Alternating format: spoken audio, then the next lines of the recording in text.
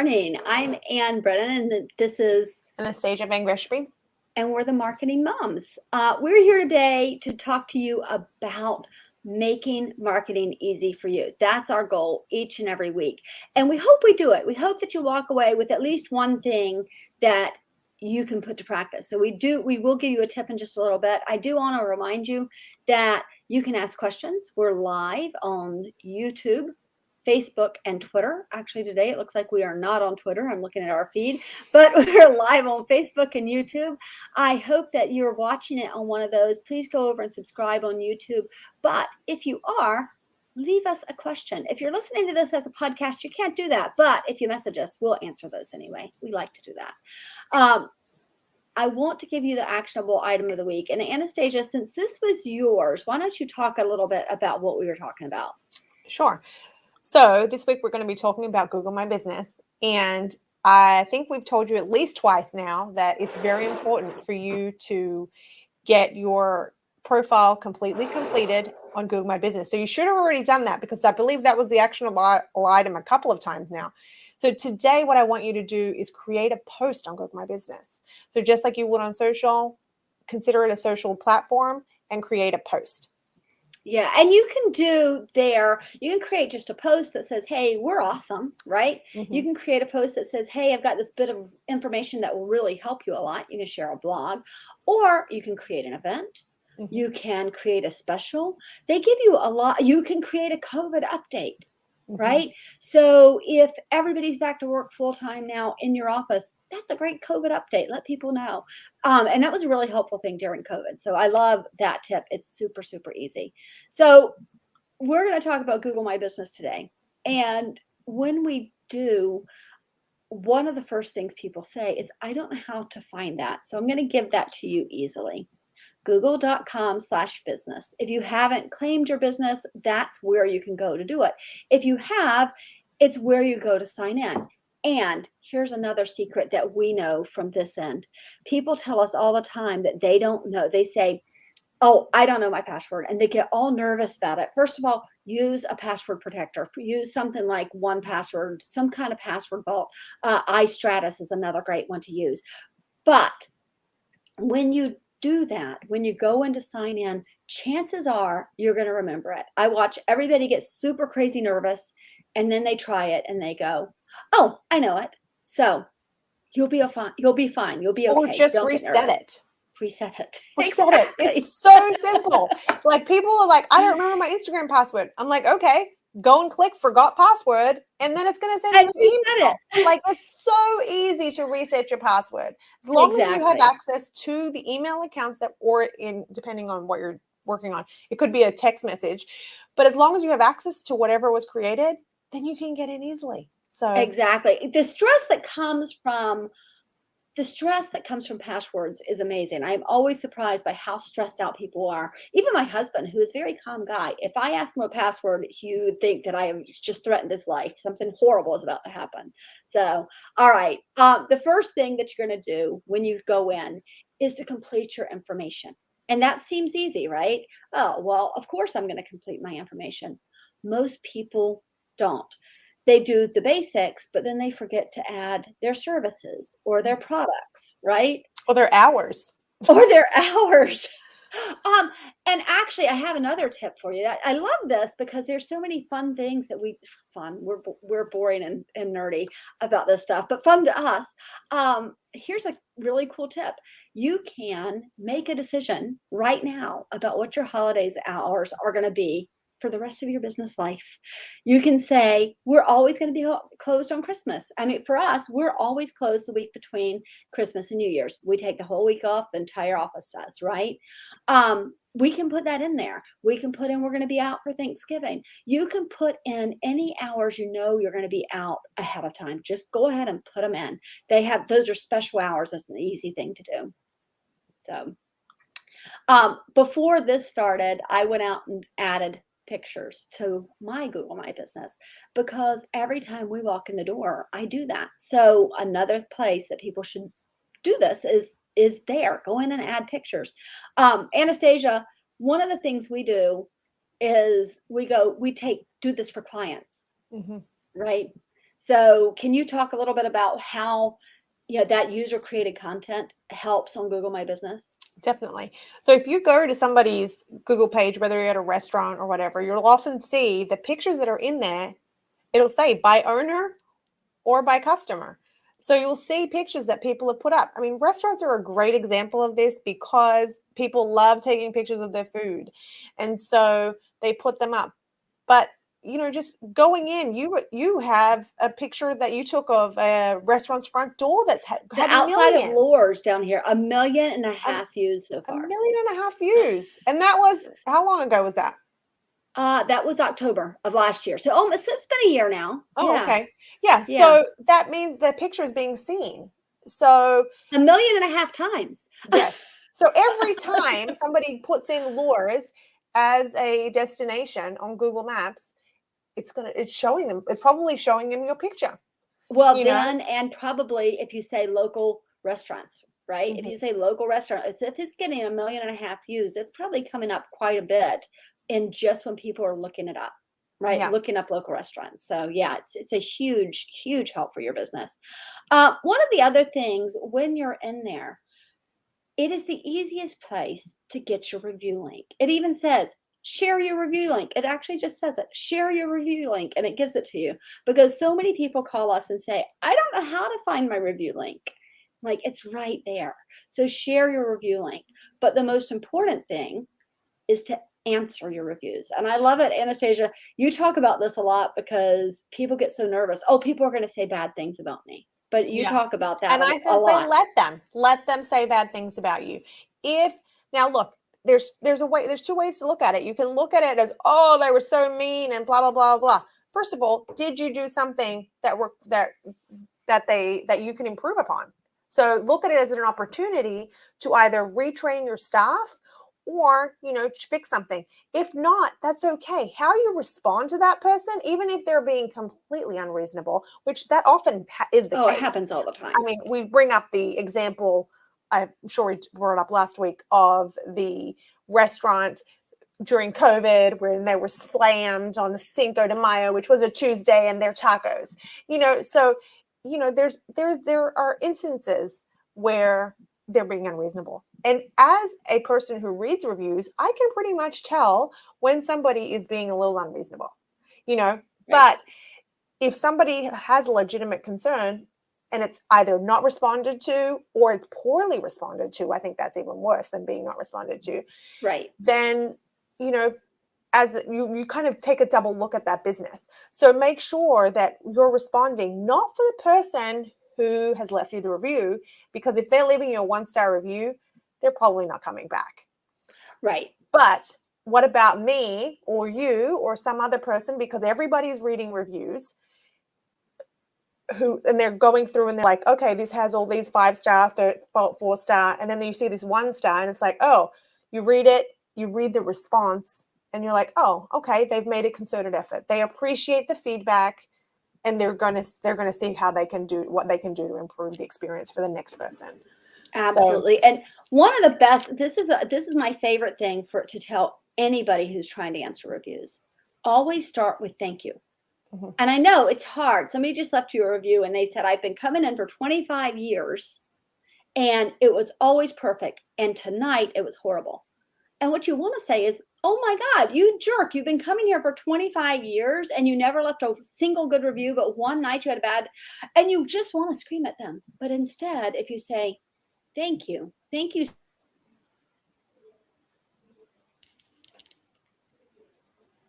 Oh, I've lost your sound.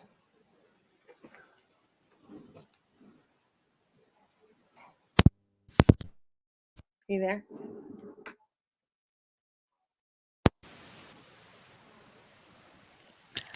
Yeah. Okay. I don't know whether this is still showing or not. There we go. So you're I going can to hear check you. to see if it's still showing.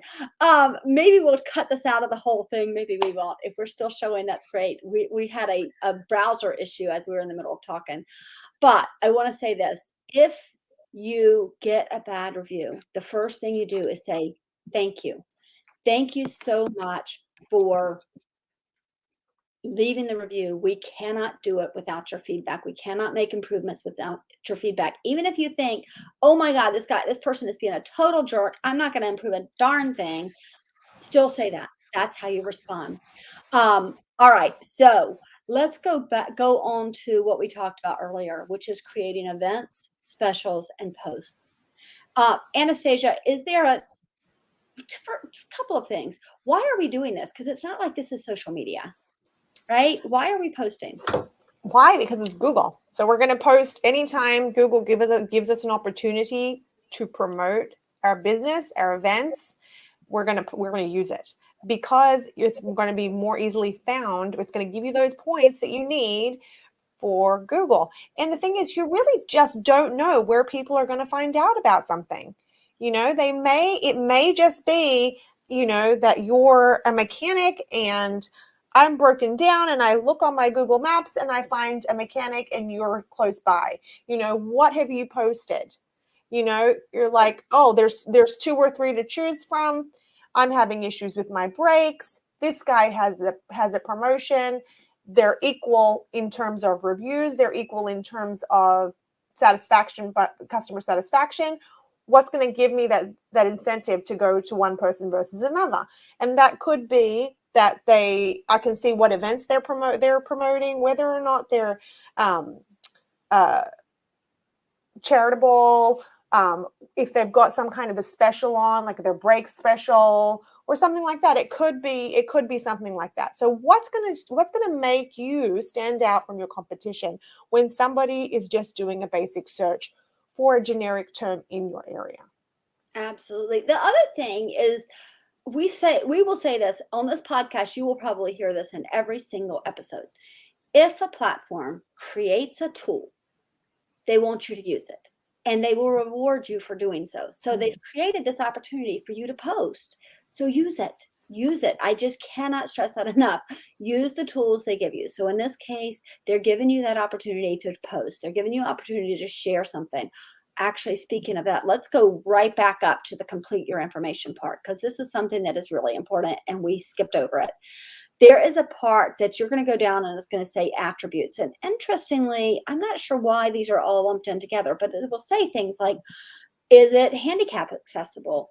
Is it child friendly? I think they say, are there high chairs, right? Mm-hmm. But it will also say, is this a Black owned business?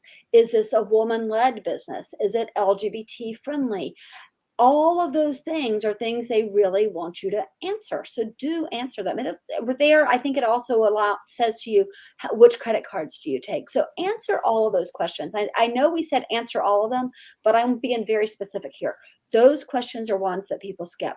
Go in and do that. And then I want to go back because I did move on to the photos very quickly. Services. When you put in your services or you put in your products, put a description.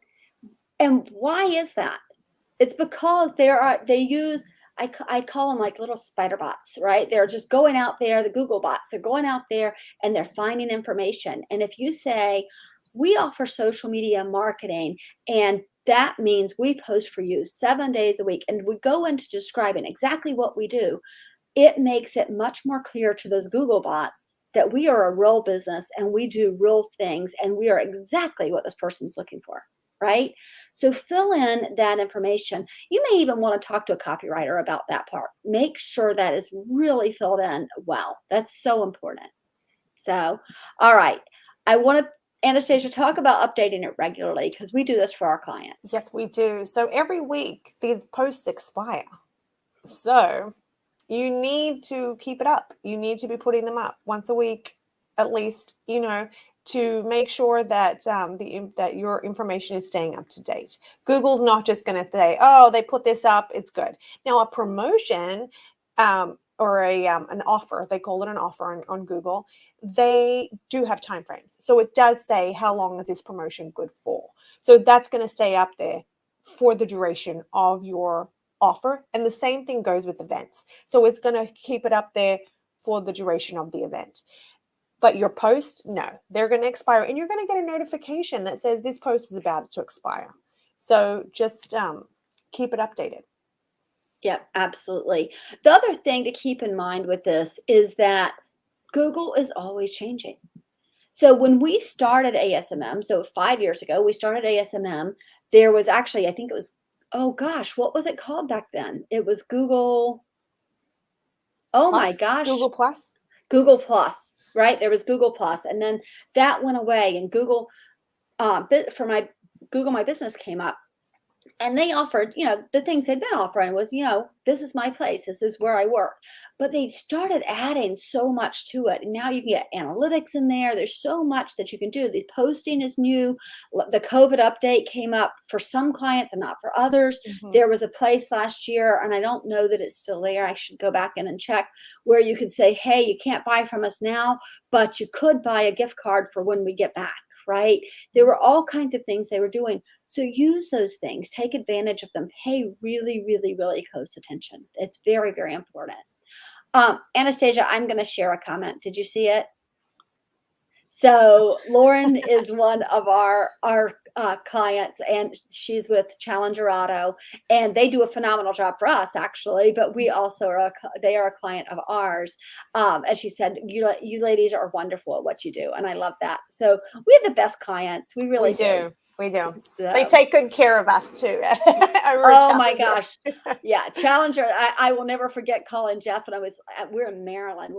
We're filming this. We're in Maryland, and I was in Pennsylvania. I called Jeff and said, Jeff, my car's making this really awful noise. And he says, get under the car and put the camera towards the sound. And he was able to tell me exactly what was going on just from that. I'm like, amazing people. So, all right. I want to talk about what we're going to talk about next week. Next week, we're going to do a deep dive into your website. And by this, I mean, what makes Anne go, oh, sweetie, when I look at your website? Because it just happened last week, and I have introduced him to one of my web designers that's not us. Because sometimes we don't build the websites. We build a lot of websites, but some are much bigger than what we want to take on because we're a small team. But what are the things that make us say, oh, sweetie? And I will give you one clue. If it plays music when I come to your website, you need a new website. You need to do something. Get rid of that music. So, all right. Anastasia, do you want to add anything before we go? No, I mean, I think it seems like, okay, this has been a short episode. It seems that people are thinking, oh, no big deal, but it's a big, big deal. It is a very big deal. Your Google My Business needs to be updated. Hey, if you're not going to do it and your competitor is one of our clients, I'm like, hey, forget it. That's fine. Because I Right. know that our clients, Google My Businesses, are perfect. They are. They're in good shape. We go back in and check them, and we're updating. We're posting daily. I mean, there's a lot that we do for our clients. So it depends on you. Do you want to stand out from the competition or not? Right. Because the majority of people are not doing this.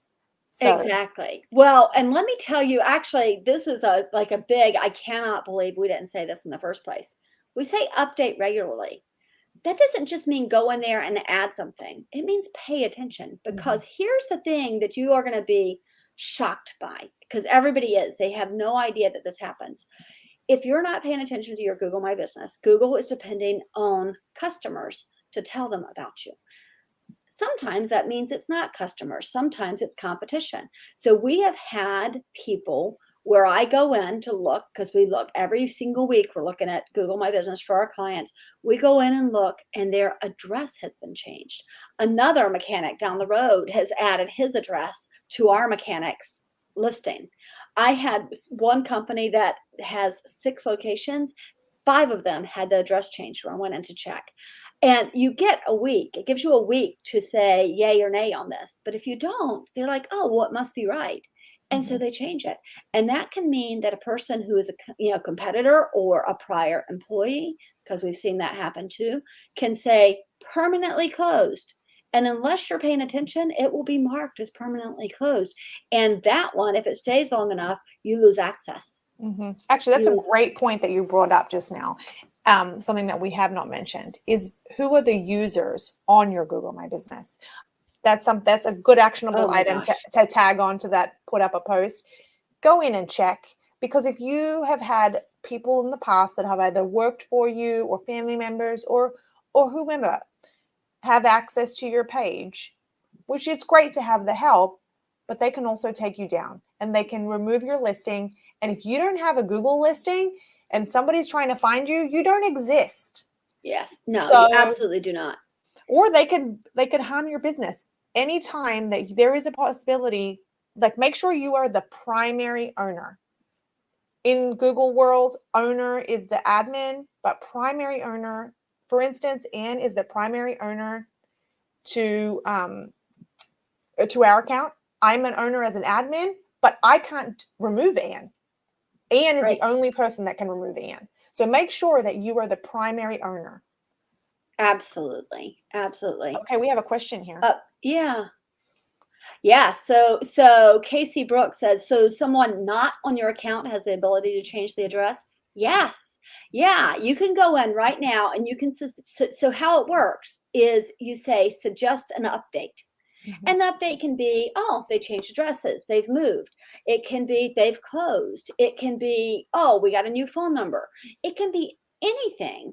There's so many things that you can suggest. So if that suggestion comes in, Google sees it, they tell you that you got the suggestion.